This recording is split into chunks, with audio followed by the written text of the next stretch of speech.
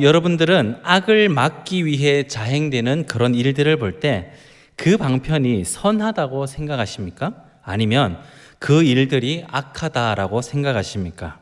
에이, 그런 게 어디 있습니까? 악이면 악이고 선이면 선이지 라고 생각하실 수도 있습니다. 그러나 방금 말씀드린 것의 대표적인 것이 바로 무기라고 할 수 있습니다.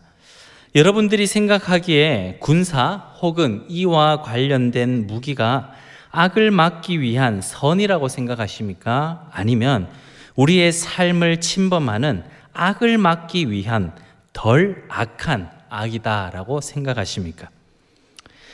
지금 우크라이나와 러시아 간의 전쟁이 진행 중에 있죠. 모두가 러시아를 악이라고 규정하고 있기에 러시아가 어떤 일을 당하면 통쾌함을 느끼고 우크라이나가 당하면 안타까워합니다. 한동안 많은 기사를 장식했던 내용이 있는데요. 우크라이나에서 사용하는 그 제블린이라는 대전차 무기가 있습니다. 러시아 탱크를 맞추어 그것이 파괴될 때 사람들은 환호성을 질렀습니다. 그리고 뉴스에서도요, 그 무기를 사용하여 탱크를 파괴하면 긍정적인 기사들을 냈었죠. 왜 그럴까요? 그 탱크에도 한 사람이 들어가 있고 뭐 두 사람, 세 사람이 타 있고 거기에도 생명이 있는 곳인데 왜 사람들은 단지 진영이 다르다는 이유로 왜 그렇게 한쪽으로는 안타까움을 느끼고 한쪽에는 통쾌함을 느낄까요? 그 이유는 러시아를 이미 악이다라고 규정했기 때문에 징벌당한다라는 그런 생각을 갖고 있었기 때문입니다. 악을 막기 위해 만든 무언가가 반대로 나를 공격한다면 우리의 편리함을 위해 발명된 과학기술이 사람을 고통스럽게 만든다면 과연 그때도 그것을 선이다라고 말할 수 있을까요? 그런데 우리가 TV를 보면 이런 말을 자주 듣죠. 나만 아니면 돼. 이처럼 사람이 만든 것들에는 양면성이 있습니다. 나에게 도움이 되면 선이라고 말하고 도움이 되지 않으면 악으로 여긴다는 말입니다. 사람은 그렇게 자기 유익에 빠져 사는 존재이며 그것에 맞게 자기의 기준으로 선, 악을 구분 지어 놓죠. 이런 인간의 모습을 보여주는 내용이 성경에도 기록되어 있습니다. 창세기 4장의 이야기인데요. 여기에 등장하는 인물은 우리가 정말 잘 알고 있는 가인과 아벨입니다. 이 둘은 자신들의 모든 것을 다하여 하나님을 예배하는데 하나님께서는 아벨의 제사는 받고 가인의 제사는 받지 않으십니다. 이 일로 인하여서 가인은 동생 아벨을 죽이게 되죠. 자, 그 이유는 하나님께서 아벨의 제사만 받으셨다라는 이유 때문입니다.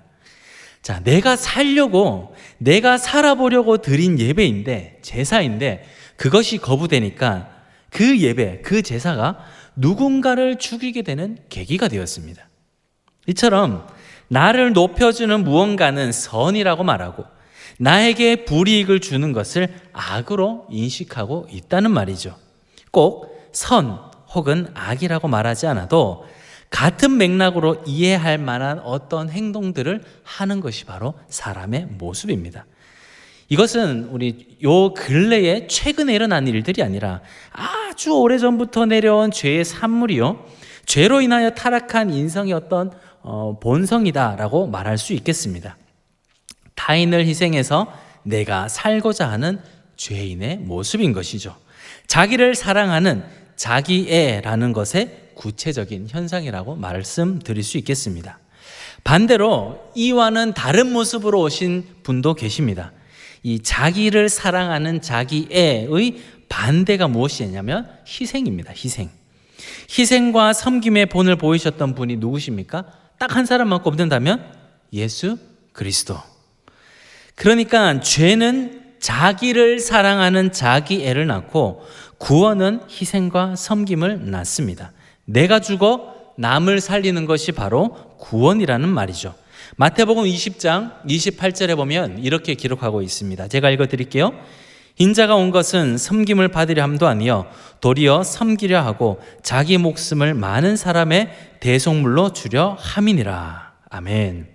자기애를 가지고 악을 선으로 착각하며 행위로 무언가를 얻을 수 있다고 여기는 그들을 위해 예수 그리스도가 오셨고, 그 말에서 그친 것이 아니라, 내가 너를 사랑한다고 하면서 말에서 그친 것이 아니라 말씀을 친히 우리에게 삶으로 보여주신 분이 바로 예수 그리스도십니다.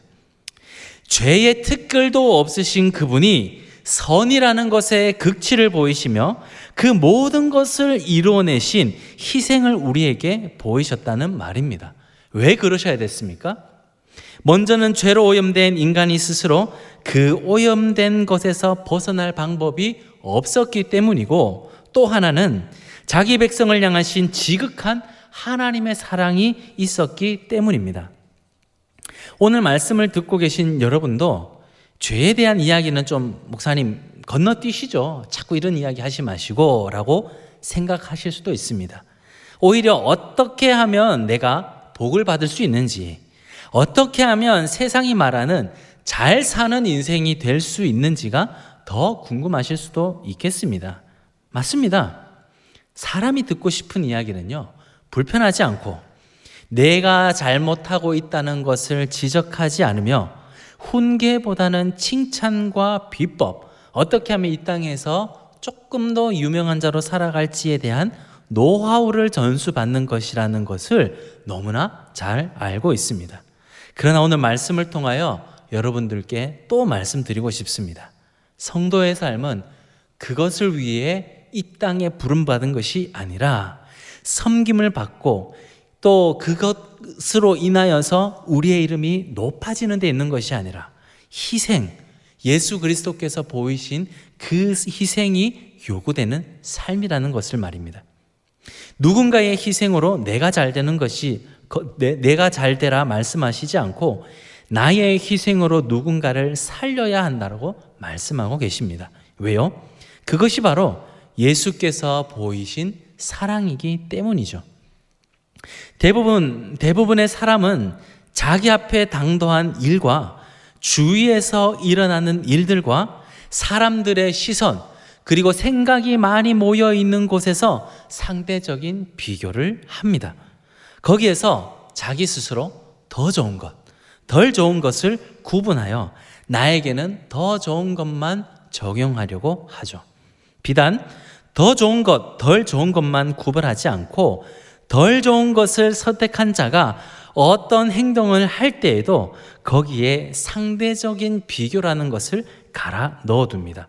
그래서 어떤 좋은 일 혹은 양보하여 덜 좋은 일이 보이는 그런 일을 하더라도 과정과 결과, 원인까지 따지면서 그 삶에 내가 한 행동의 어떠함을 평가합니다. 그러니까 사람이 행하는 착한 행실 또한 그 원인과 결과를 보면 희생 혹은 희생으로 포장된 행위가 남을, 타인을 위한 진정한 희생이 아니요 나의 유익에 가까운 것을 선택한 일이라는 것을 알 수 있다는 말입니다. 이렇게 말씀드리면 목사님 오늘따라 좀 말씀에 지나친 비약이 있으십니다 라고 생각하실 수도 있겠는데요, 이렇게까지 사람을 악한 존재로 만들고 있는 제 이야기가 너무나 속상하십니까? 코로나 상황을 통하여서 2년 동안 우리 자신의 본질을 발견하셨을 겁니다.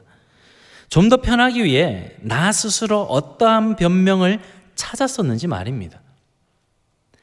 좀 더 나는 어떻게 해서든 이런 상황 속에서 남들과는 다르게, 나는 그들과는 다르게, 나는 그렇지 않고 어떻게든 내 마음을 지켰어 라고 생각했는데, 그런 내 모습을 가지고 상대적 비교를 통하여서 이런 결론에 도달하죠.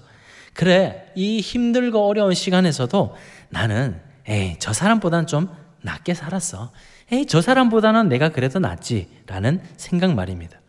그런 생각과 모습 속에서 또 나는 나의 유익을 찾지 않았습니까?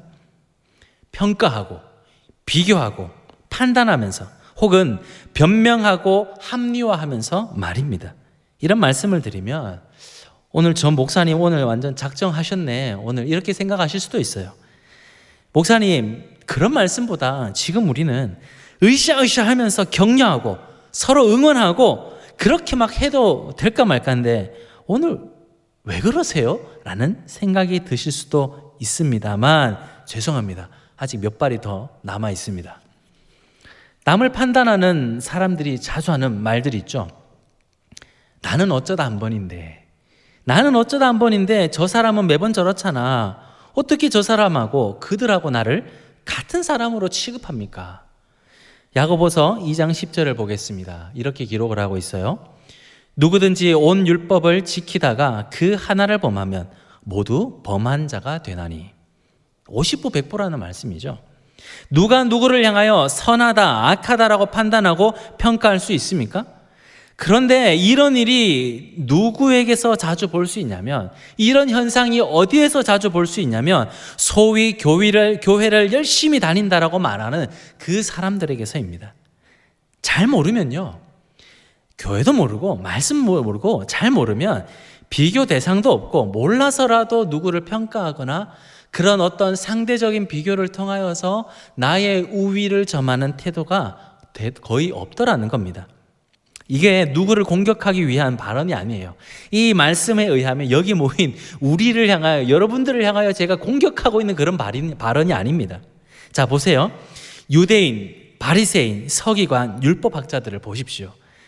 잘 아니까, 오히려 더 잘 아니까 더 보이고, 더 보이니까 지적이라도 하게 되는 겁니다. 그러니까 교회를 오래 다녔다, 열심 좀 있다고 말하는 성도들은 어떻게 살아야 한다라고 말하냐면 고린도전서 10장 12절에서 이렇게 말하고 있습니다. 함께 읽습니다. 시작. 그런즉 생각하는 자는 넘어질까 조심하라. 자, 이 말씀을 놓고 보면 우리 자녀들이 생각나죠. 마지들이 이래서 더 많이 혼나는 거예요. 마지들이 전쟁터에서 누가 제일 먼저 총알을 맞습니까? 제일 앞에 뛰어가는 사람이 총알을 가장 먼저 맞는 거예요. 예수 잘 믿고 교회 잘 섬기는 사람이 더더욱 조심하고 자기의 삶을 돌아보아야 합니다. 왜냐? 영적인 전선에 가장 앞에 있기 때문이죠. 복음이, 신앙이 나의 무기가 되어서 나를 높이는 액세서리가 되지 않도록 하나님은 우리를 향하여 오늘도 조심하라고 말합니다. 그렇게 예수 잘 믿고 있다라고 생각하는 우리를 향해서 말입니다. 본문을 보십시오. 12절에 보면 율법이 있으나 없으나 범죄한 자는 심판을 받는다라고 말하고 있죠. 그러니까 율법의 유무가 심판의 유무가 아니라는 것입니다. 율법이 뭐예요? 소위 교회 좀 다녔다 하고 말하는 그 사람들의 보물 아닙니까? 생명처럼 소중히 여기며 삶의 근처에 손만 뻗으면 되는 곳에 모셔놓고 섬기며 살았잖아요. 그거 어기면 지옥 가는 줄 알며 그렇게 살았단 말입니다. 저도 어릴 때 주일에 공부하지 마라, 돈 쓰지 마라, 운동하지 마라, 놀러 다니지 마라 등의 이야기를 들으면서 컸습니다. 제가 그렇게 말하는 어른들을 향하여서 왜 그래야 돼요? 라고 물으면 이야기를 잘 안 해주세요. 그냥 그렇게 살아야 된대요. 그래서 끈질기게 가서 이야기를 하면 이렇게 말씀하십니다. 하나님이 싫어하니까, 안식일을 범하는 거니까, 그렇게 하면 지옥 가니까 라고 대답을 하시더라고요. 그렇게 어른들은 어린 저에게 그렇게 말씀하시면서 이거 하지 마라, 저거 하지 마라 이렇게 말씀하셨습니다. 그런데 저는 그때만 해도 좀 간이 부었던 것 같아요. 그 말씀을 듣고도 주일에 오락실을 몰래 가봤어요. 진짜 하나님이 벌을 주시나 안 주시나 오락실 가봤습니다. 돈도 써봤어요. 헌금 주시는 거 반 잘라서 새우깡도 사 먹어봤어요. 처음에는 너무 겁이 나가지고요, 뒤를 이렇게 힐끔힐끔 돌아보면서 무슨 일이 일어날까 조마조마했는데 한 번은 어려운데 두 번은 쉽더라고요. 그렇게 한 번, 두 번 해봤는데 아무 일이 일어나지 않았습니다. 근데 나중에는 정말 어떤 일이 일어날까 심장이 쿵딱거려서 그만두기는 했습니다. 지금 코로나로 2년간 교회 안 나와도 아무 일 없잖아요. 교회 안 나온 그 주위에 있는 분들의 이야기를 들어보세요. 아무 일 없잖아요. 오히려 더 편하다고 말하지 않습니까? 아침 일찍 안 씻고 봉사하러 와서 땀 안 흘려도 되고, 보기 싫은 그 아무개 안 만나도 되고, 늦잠 실컷 늘어지게 자도 되고, 차에서 왔다 갔다 하는 그 길에서 버리는 시간 아껴서 좋고, 놀러 좀 다녀도 표도 안 나고 얼마나 좋습니까? 좋은 일들만 일어나지 않던가요? 하나님의 절대적인 평가의 기준인 복음을 상대적인 비교라는 사람의 어떤 필터를 통해 한번 걸러버리면 이렇게 되는 거예요. 이 상태로 계속 두면 어떻게 되는 줄 아세요? 처음에는 교회 가야 되는데 하나님 이러시면 하나님이 나 싫어하실 것 같은데 라고 생각하다가 나중에는 그 생각이 어디까지 가냐면, 그래, 예수 믿고 사는 것보다 세상에서 유익하게 잘 살면 뭐 그만인 거 아닌가? 교회 안 나가면 어때? 내가 내 믿음 잘 지키고 살면 되지. 이렇게 되더라는 거예요.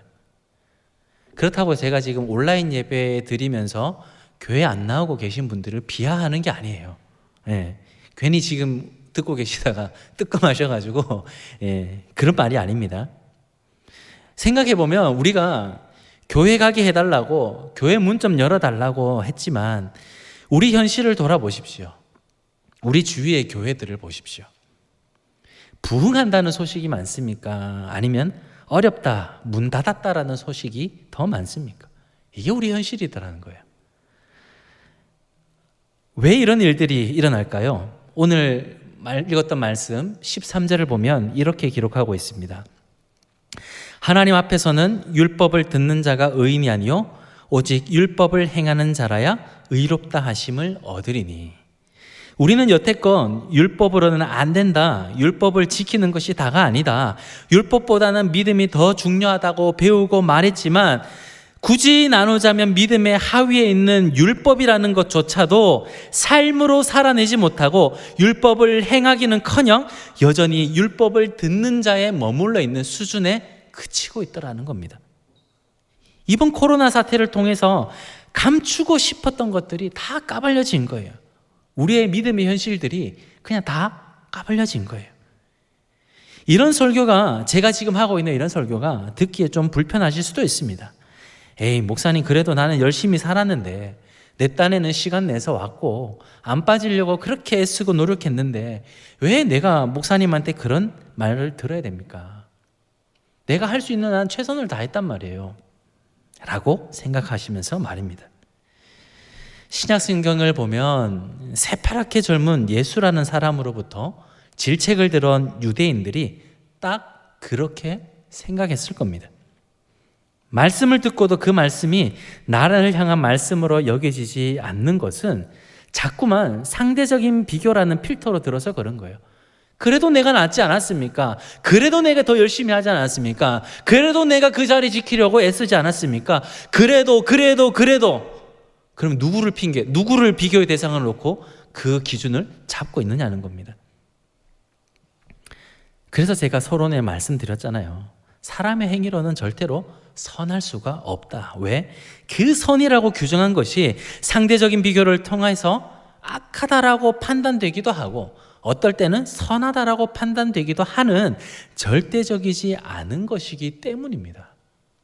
하나님이 우리에게 보여주신 율법이라는 것은 그것을 통해 하나님의 사랑이 무엇인지, 그 사랑을 통하여서 우리가 무엇을 해야 할지 보여주는 것이지, 그 자체에 가치가 있어서 내가 그것을 지켰기 때문에 선한 사람이 되었다가 어겼기 때문에 악한 사람이 되었다가 그것으로 타인을 평가하는 잣대로 삼기도 하는 그런 고무줄이 아닐 뿐더러 내가 그것을 지켰기 때문에 하나님도 뛰어넘고 하나님의 사랑도 뛰어넘게 해주는 그런 만능 열쇠도 아니더라는 겁니다. 이렇게 내 비교를 위로 놓고 하나님의 평가를 아래로 깔아놓게 되면 어떤 일이 생기냐? 행위가 순종보다 우선하게 되는 이런 일들이 발생하게 되는 거죠. 종이 주인의 명령에 순종하는 것이 가장 우선 아닙니까? 그런데 종이 주인의 명령보다 자기의 생각으로 이루어낸 행위의 산물을 더 높이 평가하는 이런 일이 발생하게 되더라는 겁니다. 마치 2달란트 받은 종이 자기가 생각한 대로 그것을 잘 숨겨놓았다가 주인이 돌아왔을 때 그 순종의 열매가 아니라 자기 행위를 마치 순종한 것처럼 예쁘게 포장하여 들이민 것과 그렇게 들이댄 것과 같다는 겁니다. 정말로 율법을 행하고 싶고 그것대로 살고 싶다면 율법의 완성으로 오신 예수님처럼 살면 됩니다. 구약이 끝나고 신약이 오면서 미완성된 율법이 완성자 되신 예수 안에서 다 이루어지지 않았습니까? 그렇다면 율법의 완성이신 예수님처럼 살면 되는 겁니다. 예수님처럼 사는 것이 어떤 걸까요? 희생하고 섬기는 삶이에요. 이것을 줄이면 사랑하라 아닙니까? 하나님 사랑하고 내 이웃을 사랑하라. 죄인을 용서하고 고아와 과부를 돌아보시며 창기들과 함께 식사하셨던 예수님의 그런 삶. 낮은 자리보다 더 낮은 자리에 내려가셔서 그들의 아픔을 돌아보셨던 그 삶. 거기에서 끝난 것이 아니라 참 하나님의 아들로서 구원의 길을 열어주셨던 복된 소식을 전한 복음의 삶. 이렇게 살아가는 것이 바로 인생의 상대적인 비교를 그치고 절대적인 평가, 즉 하나님 기준에 부합한 삶을 사는 방법입니다. 그런데 여기서 또 질문이 생기죠. 에이, 목사님, 우리가 어떻게 예수님처럼 살아요? 예수님은 신이고 우린 사람인데 어떻게 그렇게 살아요? 우리가 어떻게 그렇게 희생만 하고 살아요? 라고 질문할 수 있습니다. 맞습니다. 우리가 어떻게 희생만 하고 살 수 있습니까? 목회자들이 말하는 것처럼 어떻게 그렇게 세상에 대하여 바보처럼 살 수가 있습니까? 아니지요. 다짐을 하고 오늘 여기서 성령불 받아가지고 다짐을 하고 저 문을 열고 나가도 1시간 안에 그 다짐이 깨지는 것이 우리의 모습입니다. 그것이 우리예요. 앞에 서 있는 저도 마찬가지고요.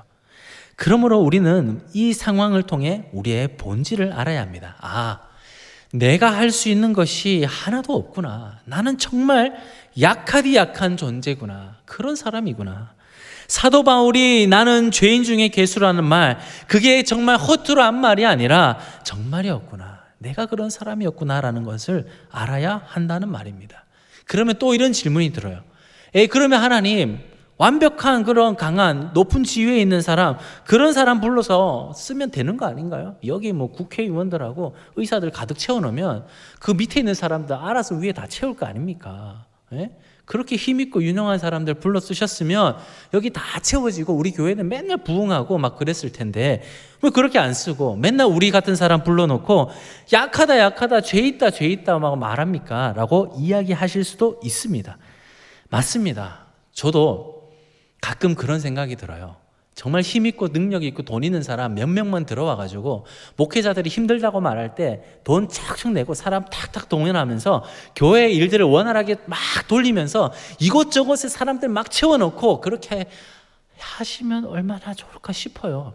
그런데 하나님이 이스라엘을 부르신 그 부르신 이유에 대해서 보면 우리가 그 이유를, 왜 나 같은 사람을 교회에 불러서, 왜 나같이 약하디 약한 사람을 불러서 교회 일을 하고 계시는지, 하나님의 일을 하고 계시는지 알 수 있습니다. 신명기 7장 7절 말씀인데요, 우리 다 같이 한번 읽어보겠습니다. 시작. 여호와께서 너희를 기뻐하시고 너희를 택하심은 너희가 다른 민족보다 수요가 많은 용고가 아니라 너희는 모든 민족 중에 가장 적으니라. 이스라엘을 택한 이유를 그들이 가장 적다, 즉 약하기 때문이라고 말씀합니다.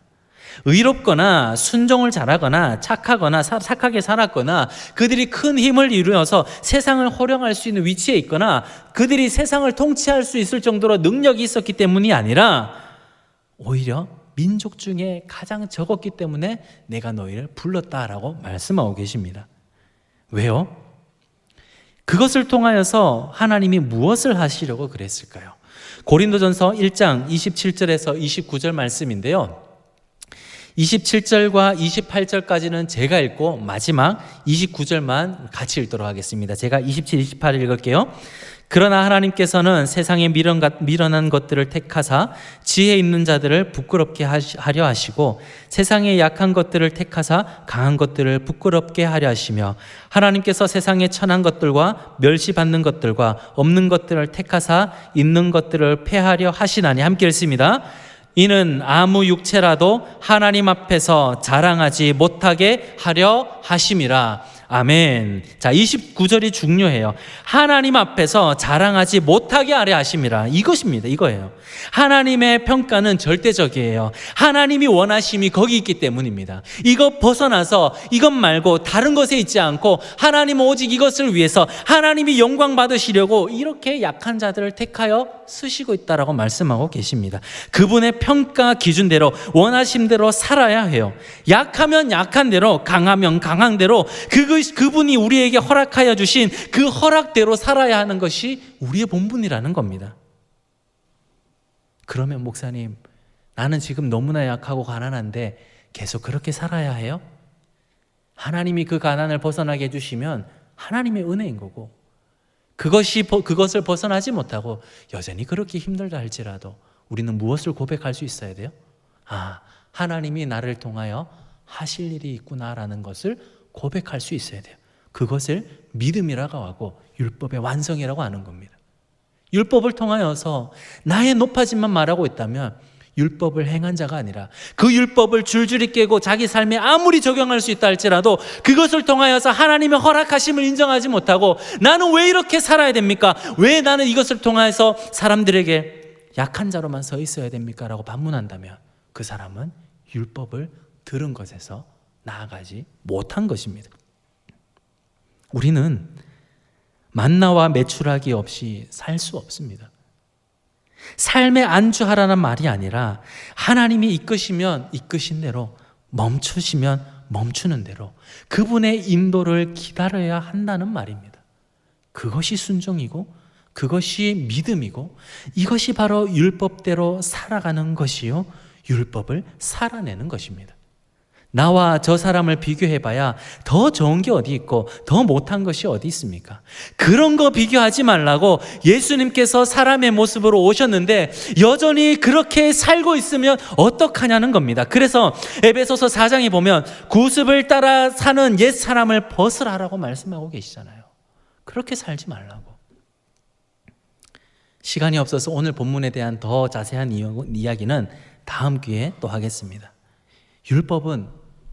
율법만 쫓아 율법만 바라고 살면 율법 때문에 망하기도 하고, 율법 없이 자기 멋대로 살면 율법이 없어서 망한다라고 말하고 있죠.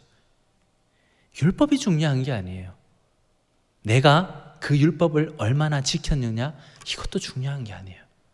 하나님이 원하시는 그 자리에 내가 있느냐, 내가 하나님이 원하심 가운데서 그 뜻대로 살고 있느냐가 중요합니다. 누구나 좋은 말을 듣고 싶고 너 지금 잘하고 있어, 힘내 라는 말을 듣고 싶죠. 저도 마찬가지입니다. 힘들고 어려울 때 누군가가 한마디 해주는 그 칭찬, 위로의 메시지가 힘이 되는 건 맞아요.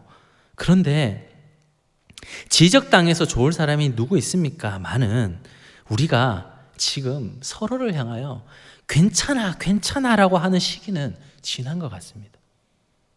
적어도 제가 보기에는 말이죠. 점점 코로나 시기를 지나면서 상황에 대한 절대적 평가이신 복음과 말씀이 기준으로 채택되지 못하고 있어요. 무슨 말인지 아세요? 복음이 더 이상 우리의 삶에서 어떠한 영향력을 미치지 못하는 것 같다라는 말입니다. 여러분 마음에 복음이 있으세요? 정말 믿음이 있으세요? 그런데 우리의 삶을 돌아보면 그것이 내 삶에서 힘을 발휘하고 있습니까? 이 말은 하나님께서 하실 것이라는 믿음을 갖고 내 삶에 채찍질을 가하며 어떻게 해서든 말씀 안에서 서려고 발버둥 치려고 하는 그 충성이 점점 사라지고 있다라는 말입니다. 오히려 나의 높음과 낮음을 비교하고 세상의 눈치 보고 상황에 안주하려고 상대적 평가를 하면서 스스로 안위를 찾고 나태함의 합리화를 찾고 있는 그런 시대를 살고 있는 것 같다는 겁니다. 그러면서 괜찮다, 평화로다, 다 잘 될 거야 라고 하면서 그저 그 자리에서 조금씩 내 발뻗을 곳만 찾고 있지는 않는가라는 것이 제 마음입니다. 행여나 조금 내세울 만한 무언가를 찾으면 내 공로 들이밀기 바쁘고, 나에게 보여지는 선한 것 하나 찾아서 하나님 이 정도면 되지 않습니까? 라고 하나님께 내밀기 바쁩니다. 마치 오늘 본문에 나오는 율법학자들, 유대인들의 모습처럼 말입니다. 내 자아가 부정되고 나의 것이 부정될 때 정말 아프고 쓰라리겠지만 그렇게 나를 올가매던 죄의 사슬이 풀어질 때 우리는 진짜 자유를 누릴 수 있습니다. 그것을 주시려고 우리에게 오셨는데 우리는 다시 내려놓으신, 우리에게 풀어주신 그 죄의 멍에를 다시 짊어지고 힘들어요, 힘들어요, 어려워요, 고통스러워요 라고 외치고 있지는 않냐는 말입니다. 이제 세상과 타인과 나를 비교하던 상대적 그런 비교들을 다 버렸으면 좋겠어요. 오히려 어떤 상황에 처해 있든지 나를 당신의 자녀로 바라보시고 내가 너를 지명하여 불렀나니 너는 내 것이다, 내가 너를 책임진다, 내가 너와 함께 하겠다고 말씀하시는 그 하나님의 절대적인 평가 앞에서 위로를 받으려고 한 번 더 말씀 앞에 나오고 한 번 더 교회에 나와서 그 예배의 자리에 간절함으로 엎드려 하나님 나에게 말씀하여 주옵소서라고 말하는 그런 우리의 모습이 되어야 되지 않을까요? 율법이, 내가 살아가는 삶이, 내가 하는 비교는 우리를 자유롭게도 평안하게도 하지 못합니다. 사랑하는 성도 여러분, 아무리 힘들고 불편해도 우리는 좁은 길, 좁은 문으로 가야 하는 자들입니다. 그렇게 우리를 부르셨습니다. 그런데 살아보니까 너무 그 삶이 힘드십니까? 아니, 요즘 겪고 있는 그런 삶의 형편들이, 처한 상황들이 너무나 답답하십니까? 주위를 보면서 오히려 교회 안 나가고 믿음 생활 열심히 안 하는 그들이 더 편한 것 같고 더 잘 살아가라 같이 보이는 그런 우리의 모습입니까? 주위를 보면서 비교하고 판단하며 나의 삶의 환경에 분위기에 매이지 마시기 바랍니다. 우리를 인도하고 이끄시며 평가하시는 것은 세상이나 사람이 아닌 바로 하나님이십니다. 그 어떤 것으로 여러분을 위로할 수 없겠지만 분명한 것은 우리 주위에 보이는 것이 나를 위로하지 못하고 내가 붙든 세상이 그렇게 못하지만 오히려 눈에 보이지 않고 아무 힘이 없어 보이는 그 하나님이 또 우리를 성도로 부르신 위대한 하나님의 계획이 우리와 함께 하시며 우리를 영원히, 우리를 끝까지 인도하실 수 있는 유일한 분이심을 믿으시기 바랍니다. 언제나 그랬듯 하나님만 옳습니다. 그 은혜만 붙들고 이기고 견디는 우리가 되시기를 소망합니다. 오늘 말씀 아직 뒷절을 다 못했는데요, 앞부분에 기록된 이 말씀이지만 우리가 율법이라는 삶의 행위라는 내가 무언가 맺어보려고 애쓰는 나의 열매들, 그것으로 자기를 사랑하고 자기 애를 키워가는 것에 쓰지 마시고 이것은 나를 키울 뿐 내 믿음과 내 신앙을 자라게 하는 것이 아니구나, 내가 얼마만큼 세상 가운데서, 상황 가운데서 하나님을 바라보며 내게 허락하시고 나에게 보여주신 그것에 순종함에 따라 내가 세상을 이겨가게 하시는 하나님의 모습, 은혜에서 내가 성장하는구나 라는 것을 깨달아 오늘도 내일도 매일매일 그 은혜만 붙들고 나아갈 수 있는 저와 여러분 되시기를 주님의 이름으로 축복합니다.